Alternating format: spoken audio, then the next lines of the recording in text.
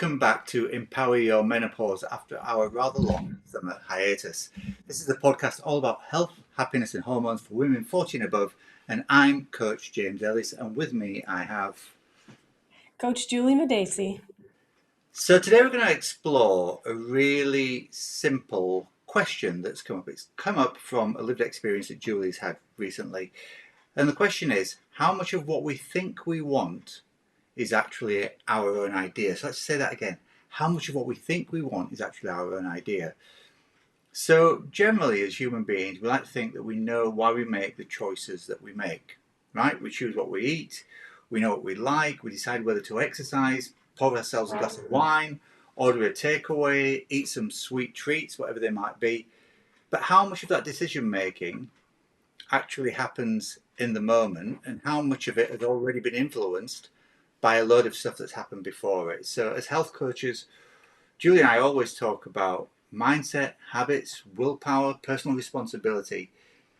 But a lot of that behavior doesn't happen in a vacuum, right? Our choices are influenced by all kinds of things: advertising, repetition, the availability of things, how convenient things are, the culture around us, around our families, around social norms, stress, sleep, habits, learned associations, physical environment around us. All kinds of things have an influence on why we might choose one path or another.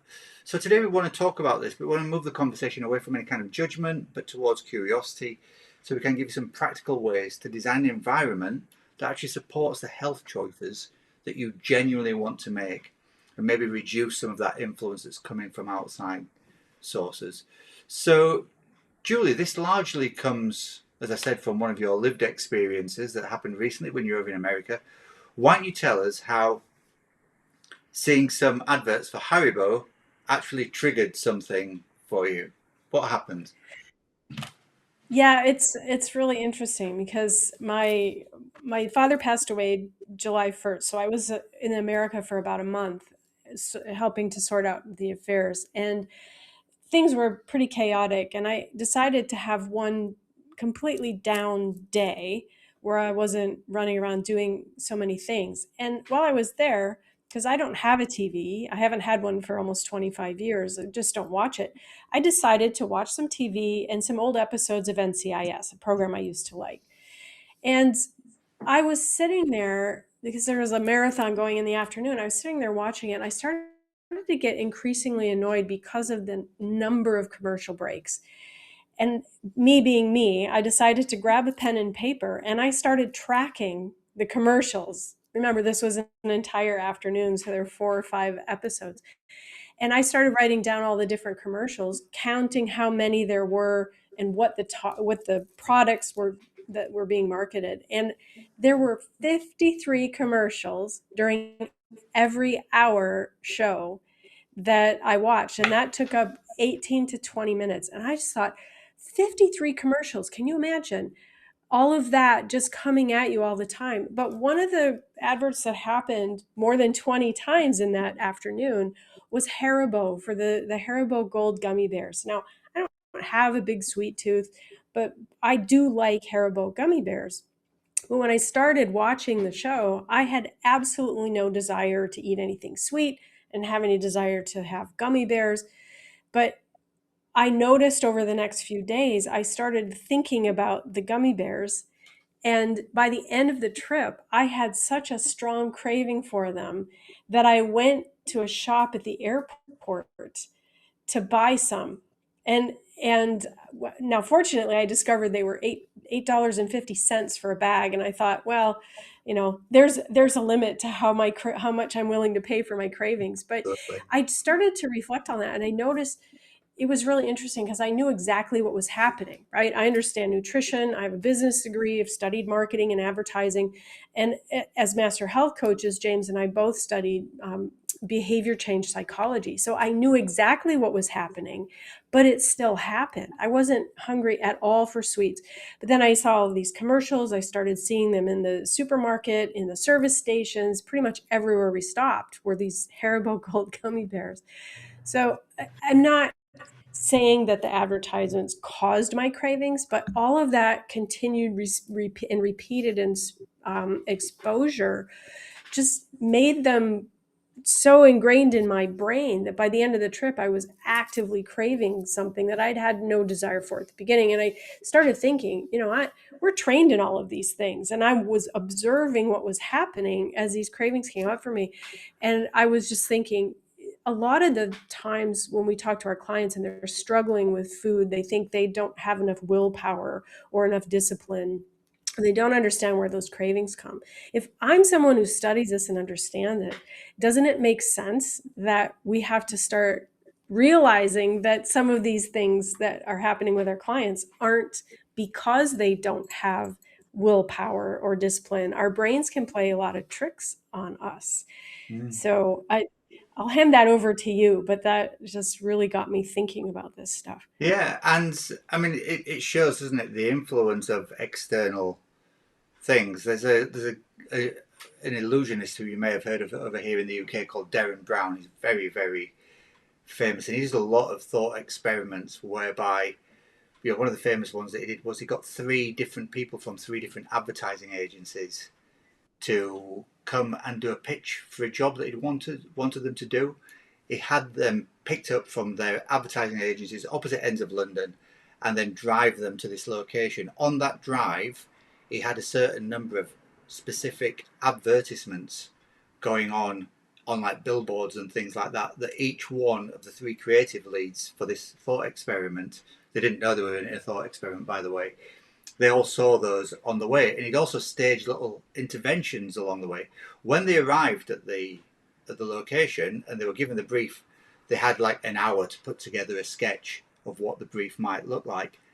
They all had a sketch that had exactly the same influence on it because they'd been so influenced subconsciously by the things that they'd seen on the way there. So that just shows how subtle this can be. It doesn't even have to be a big in your face advertisement running like 20 minutes Mm-hmm. in an hour that you see. It can be really small things that can affect your choices as well.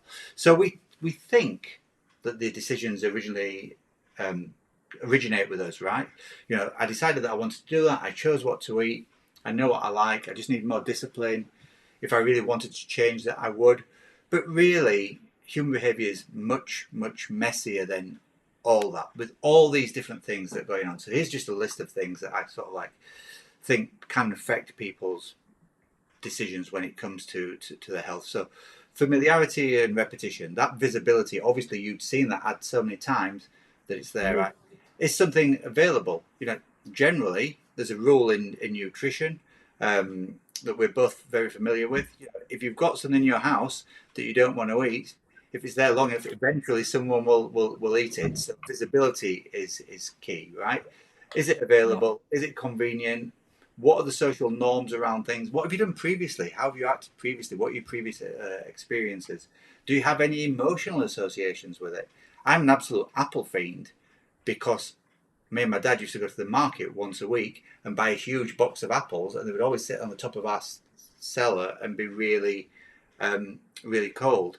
And that has led me to having a love of apples all my life. Part of me thinks that that is linked back to that association of going and buying those apples with my dad when I was a young kid.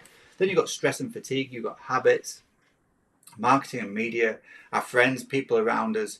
So it doesn't mean that we're absolutely powerless because all this stuff's going on.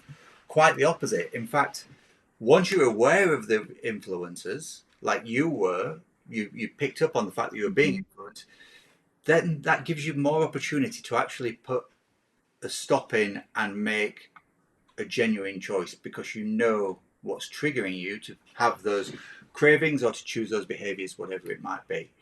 So, Julie, why don't you take us through a little bit about why this? We're calling it the Haribo effect based on your experience. I kind of wonder whether we should try and get sponsorship from Haribo for this particular episode, given that we've mentioned them so many times. But let's talk about why that effect is not actually imaginary. Then, Yeah, and it's really interesting because there's a there's been a lot of research around this, and just talking about how that repeated exposure can change, it can increase something's familiarity. We talk about brand recognition. It's one of the purposes of marketing and advertising. Things become really familiar to us, which makes us feel more comfortable with them. And in some circumstances, it can make us prefer those things if the marketing and advertising is done well. Psychologists call it mere exposure, right? Just by merely being exposed to something repeatedly, it can have an influence on us, and it doesn't have to be immediate. We don't have to immediately run out and buy what we just saw. Sometimes it's just to make that brand or that product familiar and more recognizable and easier for us to recall. So, for example, when you're standing in the supermarket and you have 12 different types of the same item, the one that you've seen most recently or most repeatedly is likely to be the one that you're going to choose because it feels familiar to you.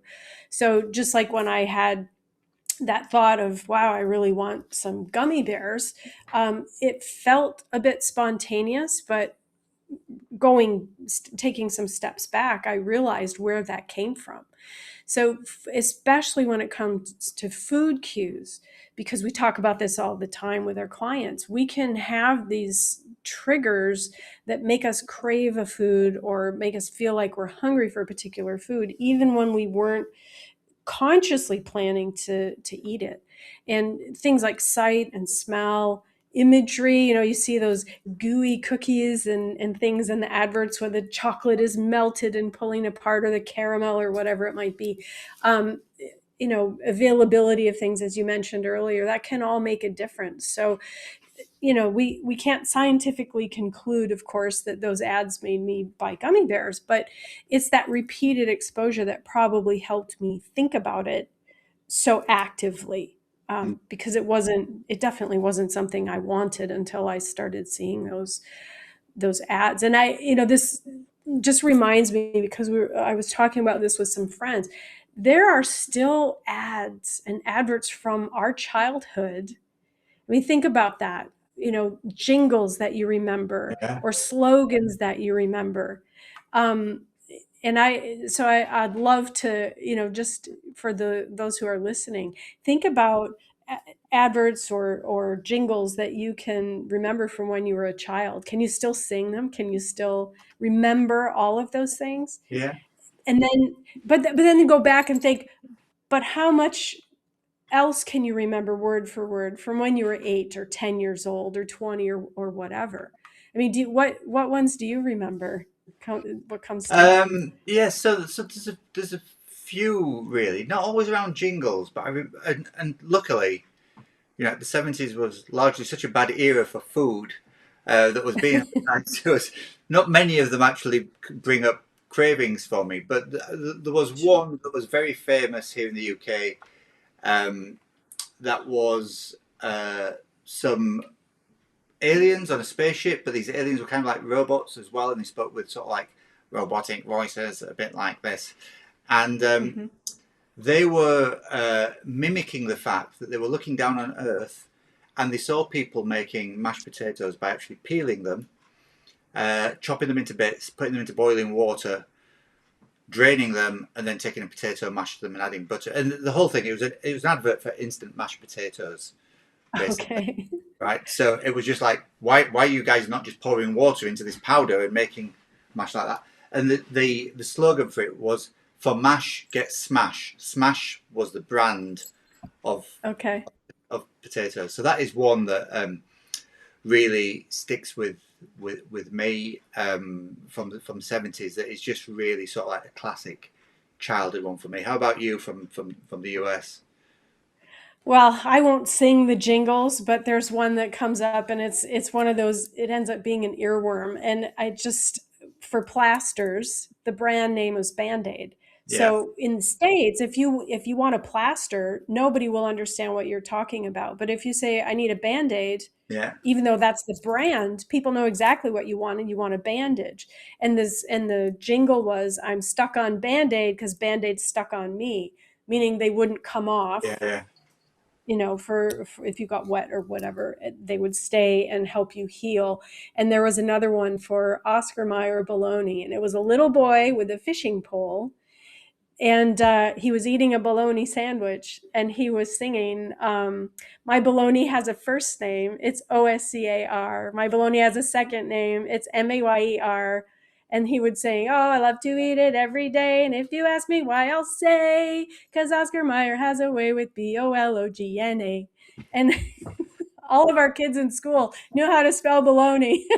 Yeah, there Just, you go. Right. Yeah. but yeah, so again, I don't go out and buy Oscar Mayer bologna now, but I still just think, like you say, here we are in the 2020s and it still comes to mind. So all those familiar things really can feel like preferences, which influences us, obviously, as we just showed, weeks, years, even decades later, because that's the way our brain works.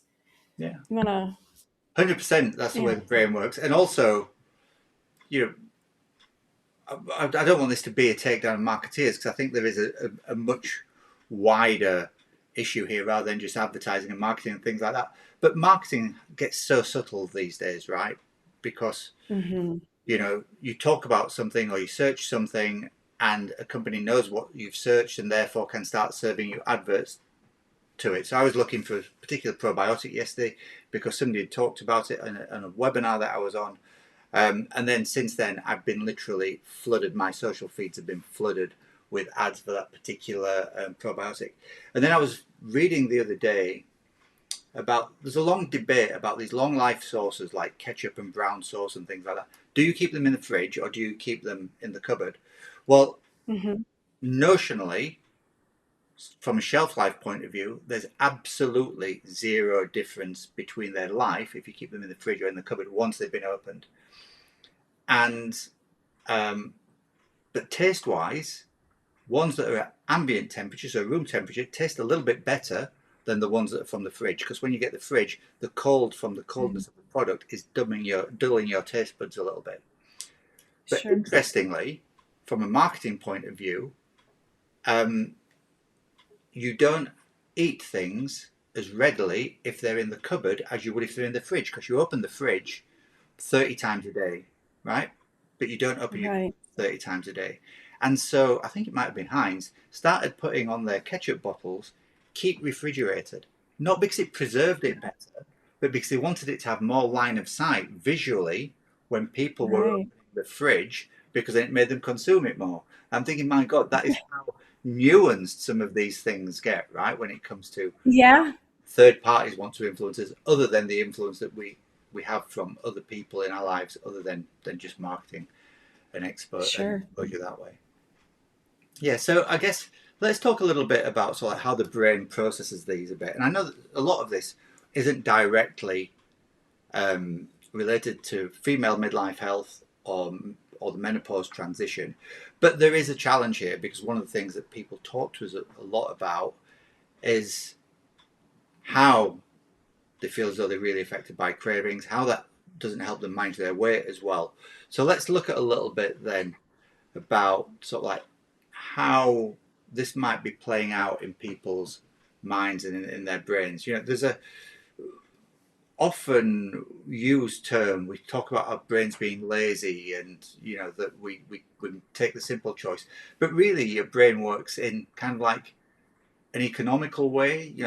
We've got finite attention, we've got finite cognitive resources, so our brains therefore sort of automate an enormous amount of stuff that's happening on an everyday basis. And so that is happening. That automation is happening more often than we probably think, and more often than is actually requiring some kind of cognitive deliberation to Hmm. make a choice. So that makes things that are really easy, familiar, visible, or habitual really have a kind of like, as when it comes to choice, it gives them a considerable advantage over actually sort of like people making a conscious effort to something. And it's really relevant when you're tired and you're stressed and you're distracted, overwhelmed, you're hungry, you might be emotionally depleted, you might have been making decisions all day. If your brain can automate tasks for you, is it little wonder then that sometimes it just takes over and happens? People often talk to us, and I know it's happened to me in the past as well, that before they know it, they can be at the snack drawer grabbing something because it's just an automated almost habit that it's not the person actually being lazy, Sometimes it's just your brain just going, right, I know that that's a shortcut to dampening my Hmm. or my hunger is to actually send Hmm. me to the snack drawer, right? So the Yeah, problem is sometimes not that I don't know what the healthier choice is. Often we know really well what it is. Most people are schooled in the basics of nutrition at least these days. But what is often the biggest problem is the other choice feels much easier. Yeah. So that is why people often make some of the choices that they make. So sure. why don't we talk a little bit about sort of like how this works or how it can work as a chain and how sometimes because if we do leave it to that stage where we've got hungry, hangry, whatever you want to call it, is there a place that we could intervene earlier in that mechanism that might make us make a better choice the second time if we recognise that we have been making choices almost on autopilot, if that makes sense. Sure, sure. And I mean, decision fatigue is a real thing, right? Every day we have 1,000 decisions to make about everything. And then we've got notifications popping up, and we've got, in our social media feeds, as you said, and adverts and billboards and radio, and whatever we might be doing, things are strategically placed around. And I think the big issue comes because we spend so much time and energy when we talk to our clients. They're spending so much time and energy trying to control their behavior once they already have that desire or that craving for a particular food, right? The biscuits are open and we think, well, I'll just have a couple. Or the takeaway app is open and they're feeding us all kinds of information from different restaurants. Maybe the wine bottle's already open and you think, well, I'll just have a glass or something. And oftentimes, especially for our clients, they're exhausted. They've been looking after everybody else. They're starving.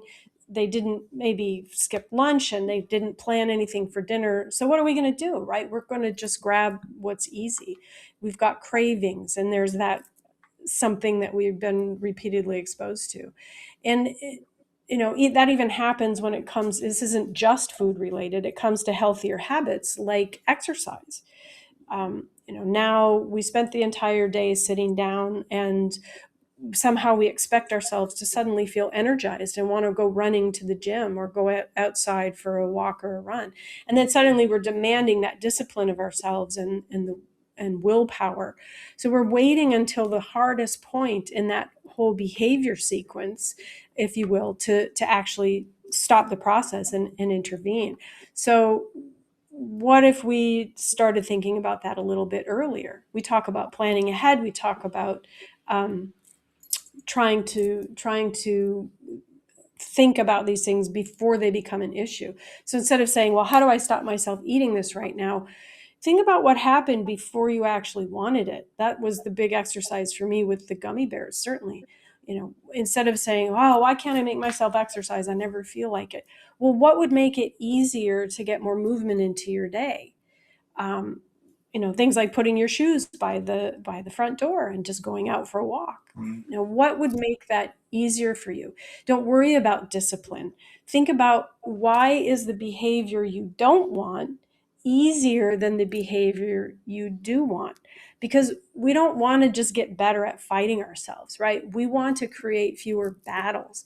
Those behaviors, as James and I have both mentioned, rarely just appear out of nowhere. We don't just suddenly decide to behave a certain way or crave a certain thing.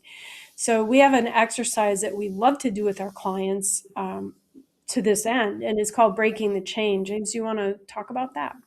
Sure. And I would say that this is probably the exercise that we use the most with our clients who are struggling, particularly when it comes to things like binge eating, emotional eating, cravings. And I mean, it works for any behavior, but it's where we tend to Mhm. see it coming up most because, as we said, most people kind of know what good nutrition is these days. It's actually doing it, following through, uh, not on, trying to not allow ourselves to be influenced by loads of other things. That's where people tend to struggle with. And this exercise called breaking the chain kind of helps with that. And basically, what we do is we talk to people about the fact that the final choice is just that. It's a final choice. But there's often a chain of events that have actually led to that final choice being made. That final choice doesn't just come in isolation, it's the product of a number of other things that might have happened. So if I just give you a kind of listeners a bit of an example of how this might work, and believe me, even people like myself and Julie, who supposedly know this stuff, we're susceptible to this kind of thing as well. So typical example might be you have a really stressful day at work, so you skip lunch, come 3 o'clock, energy's tanked, it's on the floor. Let's assume that in this office, it might be the only office that would be like this in the world, but there are no snacks around. And so you jump in the car or on the train and go home or whatever it may be. And by that time, you're sort of like absolutely exhausted. You're probably slightly wired. You're probably ravenous. Um, you've failed at some point during the week. You've not really planned what you're eating for dinner that night. Not you failed, but you've really not planned anything that might be ready. So while you're deciding what to eat, you're absolutely wired. You want to relax a little bit. You open a bottle of wine. Then you start cooking, but now you're hungry, and the wine's actually worked to sort of whet your appetite even further. There's a bit of grazing going on while you're cooking. Then it comes to food, and because you're so hungry, it becomes a real sort of like get everything in as quickly as possible. Because you're getting everything as quickly as possible, you're probably not in tune with your hunger cues, so you've eaten beyond being comfortably full. Then you feel frustrated because you feel as though you've done that. You blame the lack of willpower, and believe me, willpower had nothing to do with all those other events that have happened. So, and then you beat yourself up about it, and then the cycle starts again. And that many people might be familiar with that. And if you're not familiar with that second half of it, you may be familiar with that chain just stopping at the 3 o'clock. You're absolutely exhausted, you're ravenous, you need a pick me up. The office cookie jar's there, so you grab some cookies. Um, so the question we kind of need to ask ourselves quite often when it comes to these things around food, around cravings, is not what was the challenge with the food at the end, but where did it actually begin? Where did that whole thing kick off? So within that chain of events, there are probably several different places earlier along there where you could have made a small intervention that would have changed what happened next. Could it have been that you planned a 15-minute lunch and you knew what you were going to have? Could it have been that you had some afternoon snacks that you have ready? It might just be, a couple of things. I know we talk about trying to reduce processed foods and things like that, but a pack of beef jerky or a couple of protein bars in your office drawer are going to be a good, easy, convenient way of breaking that chain by giving you something earlier in the day. You know, could it be that if you know that a stressful day is coming up, or you think that it might be stressful, you've got a couple of easy dinner options that are available to you. Um, and so by looking at those things in the chain, we can perhaps recognise how stress particularly can affect the way that we eat and drink and the choices that we make. So Mhm. we give our clients a really simple sheet. It's branded Fabulous Beyond 40. You don't need to use our sheet to do this. But you just ask yourself some questions. Just grab a pen and paper and think, what was it that led to that choice? And do it once stop beating yourself up about the final choice that you make. If that choice is a chocolate bar or a bag of chips that you didn't want to eat, and maybe just take the time out afterwards to just write down the events that led up to it and see if you can't identify what are the things that stop you making progress and lead you to that decision, and which of those things can you change next time? So the question really is, which link in the chain would be easiest to change, not what's wrong with me, which is what most of us tend to do. So right, using that Yeah. exercise, breaking the chain, it helps us recognize situations that come up all the time and allows us to plan for them rather than really trying to rely on willpower all the time, which we know willpower is a resource that is not infinite, and it comes and goes depending on Mhm. a million other factors that play into our lives. So Sure. those links aren't always obvious. Sometimes the influence could have happened hours or days earlier. So I'm going to pass this over to you, Julie. Let's talk about some more parts of the chain then. Yeah, so we were talking at the beginning of the episode. We talked a lot about the adverts that I saw when I was in the States watching television. And advertising can be part of the chain. And as James said, advertising and marketing can be very subtle. The way, the place that products are placed in the shops, shelf height, where are they positioned? I mean, the links aren't always obvious. Like we said, it may have come from days or weeks or hours earlier, depending on the situation. So maybe you saw it. Maybe somebody mentioned it to you. People in work are always talking about food and where they ate out and something amazing that they had. Maybe you saw an influencer on social media. Again, you've got the delivery app, because I know a lot of people are using delivery apps now. You pass it. There are multiple displays in the supermarket. Eventually you're going to have that. Oh, I really fancy this thing, right? Because it's hard to connect them a lot of times, because the original cues or the progression of cues and the event actually happening, or the craving or whatever it is, may be difficult to actually connect, again, because there's that series of events. So just like I was talking about with the Haribo story. So it wasn't me standing at the airport looking at a bag of Haribo Gold gummy bears that was the event. It was the chain that had started developing when I started seeing all those advertisements, and I got to see them in all of the shops. And our environment has a huge amount to do with how all of this plays out, don't you think? Oh, 100%. We see this all the time. The environment is so key to things. And the environment has been shaping us for much longer than social media ever has, right? Family, school, friends, culture, your socioeconomic circumstances, traditions, rewards, diet culture, your workplace, your relationships, previous experiences, all those are sort of influences, and many of them are learned behaviors. We learn things like what our family constitutes a normal portion. I know that when um, I grew up in Greece, and a couple of times my parents were divorced.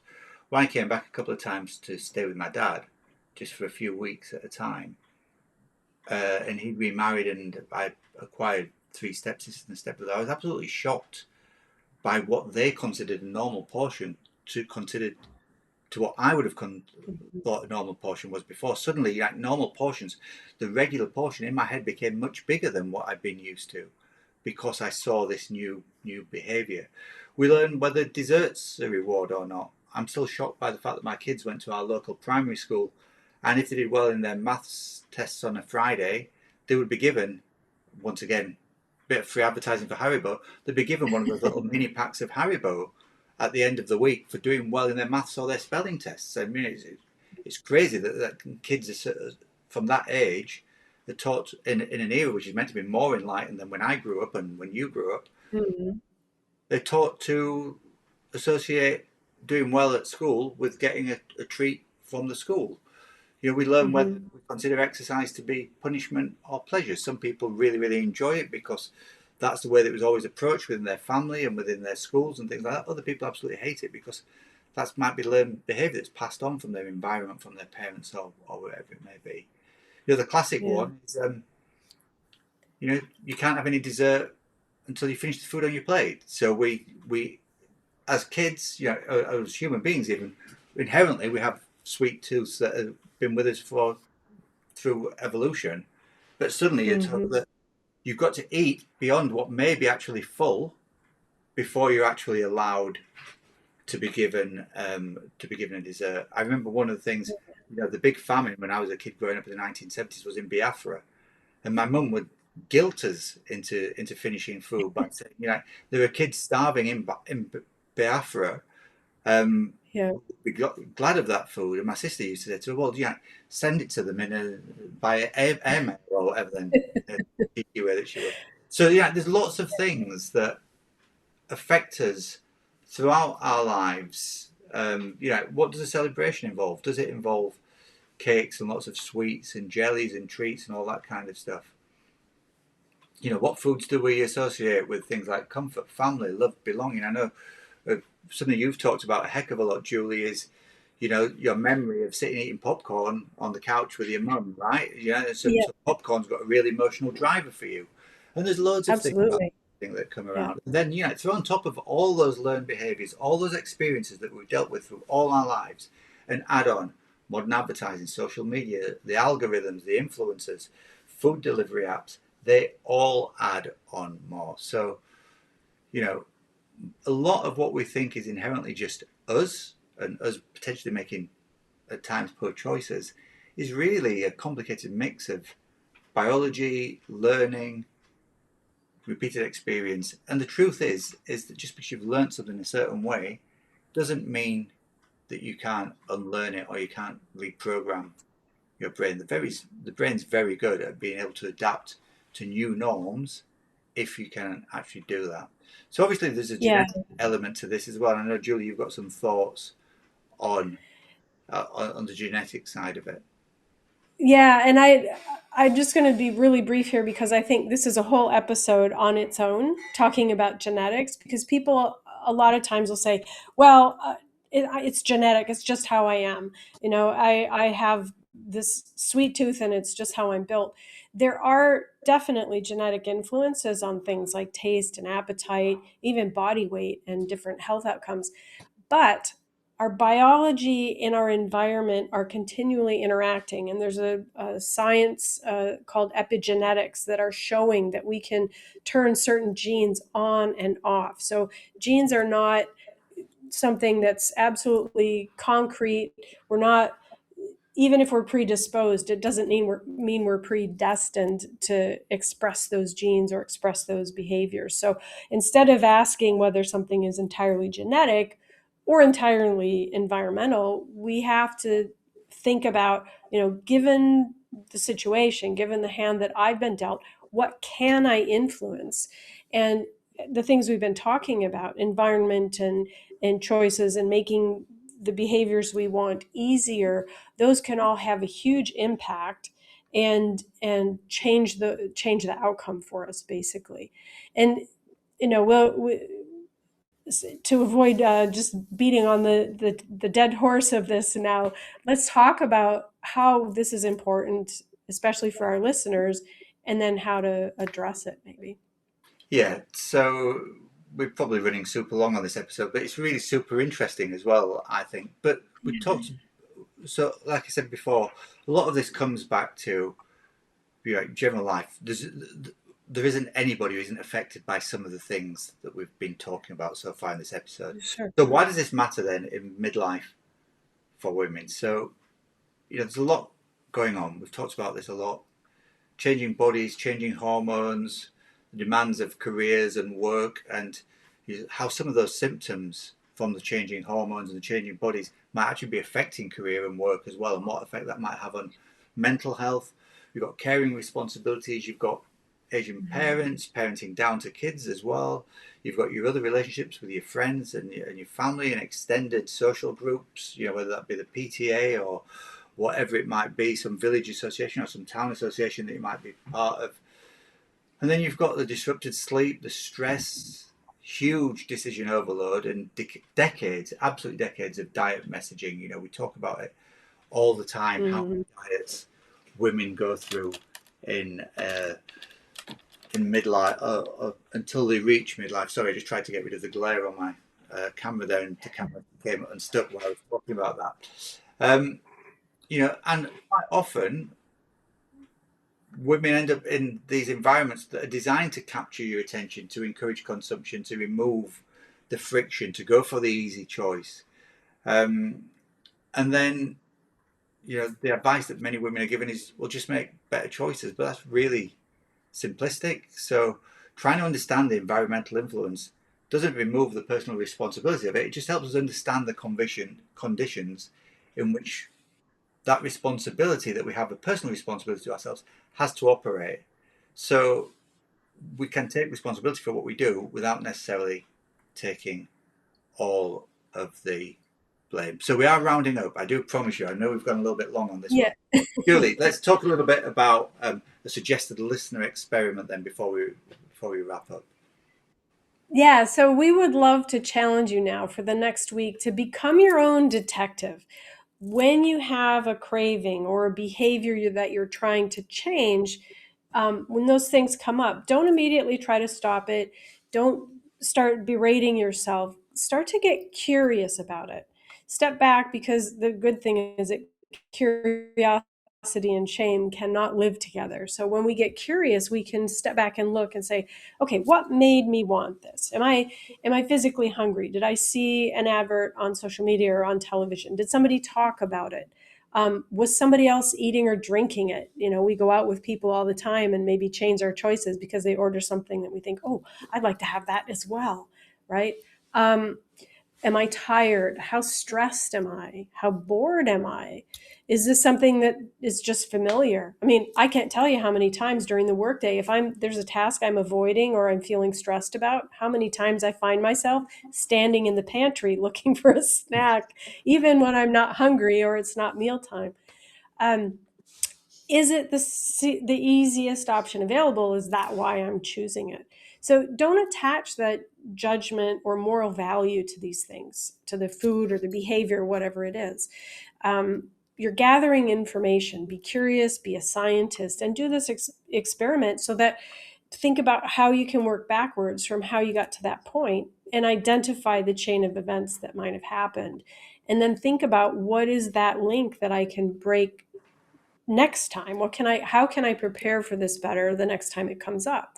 Because once you can actually start seeing those cues, you'll have a lot more power to decide what actually happens next and then make the choice that you want to make. And even if you choose the thing, at least you're doing it consciously rather than unconsciously and habitually.